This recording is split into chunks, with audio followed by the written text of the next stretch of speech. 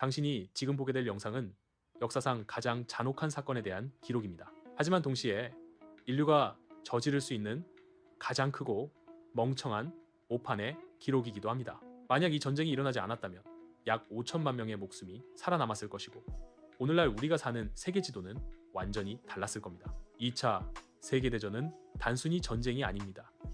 그것은 1차 대전이 채풀지 못한 악몽이 20년 만에 다시 폭발한 것에 불과합니다. 이 거대한 비극의 스케일을 제대로 이해하려면 우리는 1939년이 아닌 1919년 베르사유 궁전으로 돌아가야 합니다. 1차 세계대전은 끝났습니다.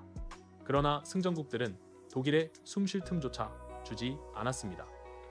베르사유 조약, 이것은 평화 조약이 아니라 다음 전쟁을 기획한 청구서였습니다. 독일은 막대한 전쟁 배상금에 시달렸고 영토를 잃었으며 군사력은 완전히 해체되었습니다. 국가적 자존심이 바닥에 떨어지고 경제가 파탄났을 때 사람들은 극단적인 목소리에 귀를 기울이기 시작합니다. 그리고 그 목소리 중심에 아돌프 히틀러가 있었습니다. 히틀러는 이 굴욕감을 완벽하게 이용했습니다. 그는 독일 국민들에게 모든 잘못은 외부의 적에게 있다.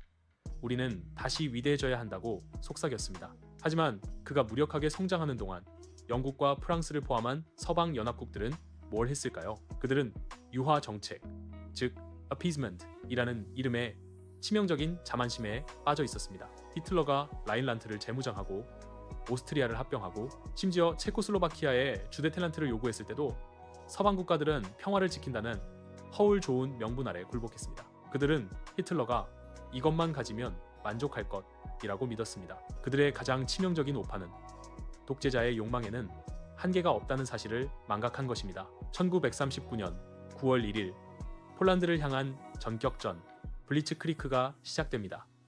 이것이 2차 세계대전의 공식적인 시작입니다. 히틀러의 군대는 이전의 전쟁과 완전히 달랐습니다. 마치 기계 덩어리가 살아 움직이는 것처럼 탱크와 전투기가 유기적으로 움직여 상대의 전선을 뚫고 깊숙이 침투했습니다. 폴란드는 한 달 만에 무너졌고 히틀러는 이제 유럽 정복이라는 다음 목표를 향해 나아갑니다. 여기서 첫 번째 미니 클라이맥스가 발생합니다.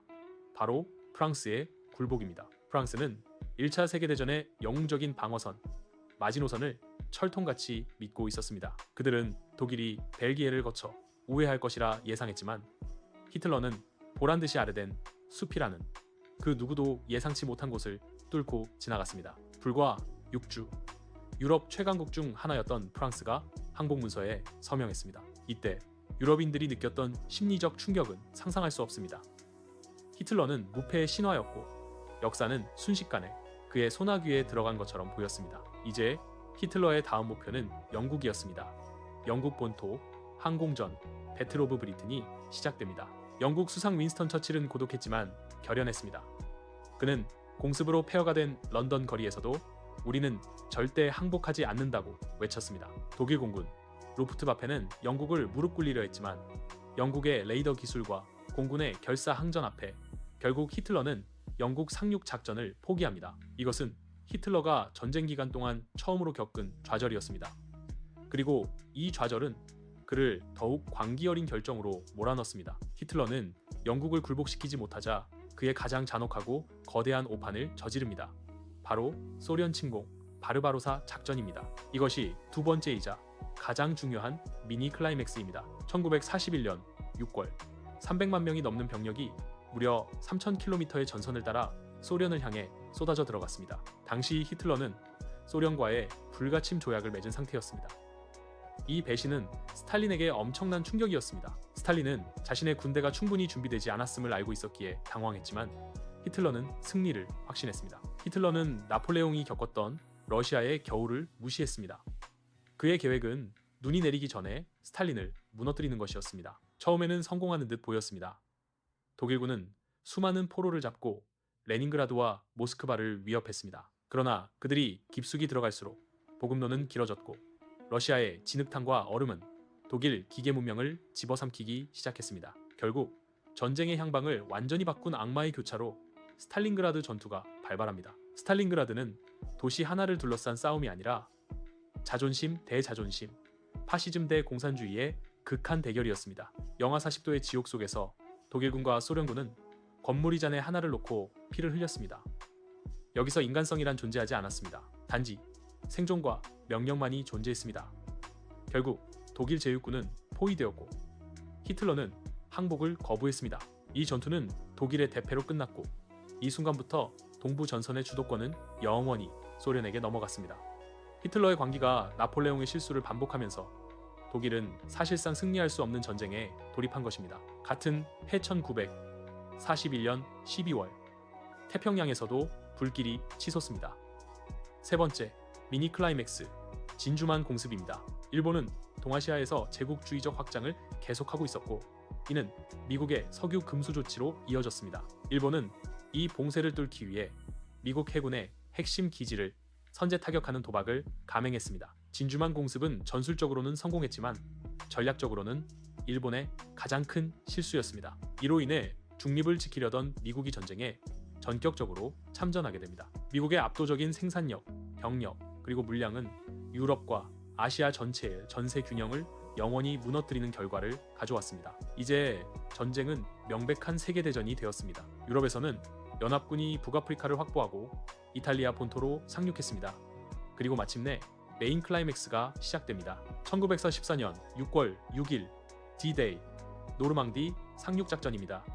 수십만 명의 연합군 병사들이 독일이 구축한 요새화된 해변에 목숨을 걸고 상륙했습니다. 이는 전쟁 역사상 최대 규모의 상륙작전이었으며 유럽 해방의 서막을 알리는 피이 드라마였습니다. 이 상륙작전의 성공으로 독일은 서부와 동부, 남부까지 동시에 싸워야 하는 최악의 상황에 놓였습니다.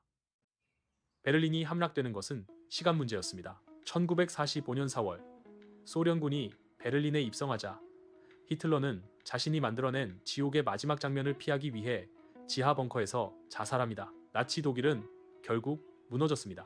유럽은 평화를 되찾았지만 태평양은 여전히 피로 물들어 있었습니다. 일본은 항복을 거부하고 있었고 미군이 일본 본토에 상륙할 경우 미군과 일본군뿐만 아니라 수많은 일본 민간인이 사망할 것이 예상되었습니다. 바로 이때 인류 역사상 가장 논란이 많은 결정이 내려집니다. 1945년 8월 6일 히로시마에 원자폭탄이 투하되었습니다. 사흘 뒤 나가사키에도 또 하나의 폭탄이 떨어졌습니다. 수십만 명의 목숨을 순식간에 앗아간 이 결정은 전쟁을 끝냈습니다. 하지만 동시에 인류를 핵시대라는 새로운 공포 속으로 몰아넣었습니다. 일본은 결국 항복했고 1945년 9월 2일 2차 세계대전은 공식적으로 종식되었습니다. 전쟁은 끝났지만 세계는 이전과 같지 않았습니다. 5천만 명 이상의 사망자, 그중 절반 이상이 민간인이었습니다. 전 세계가 황폐화되었고 유대인 600만 명이 학살당하는 홀로코스트라는 인간의 광기가 남긴 지울 수 없는 상흔이 남았습니다. 승전국인 미국과 소련은 새로운 패권을 놓고 대립하기 시작했습니다. 이들은 곧바로 냉전이라는 새로운 종류의 전쟁을 준비했습니다. 2차 세계대전은 우리에게 강력한 교훈을 남겼습니다.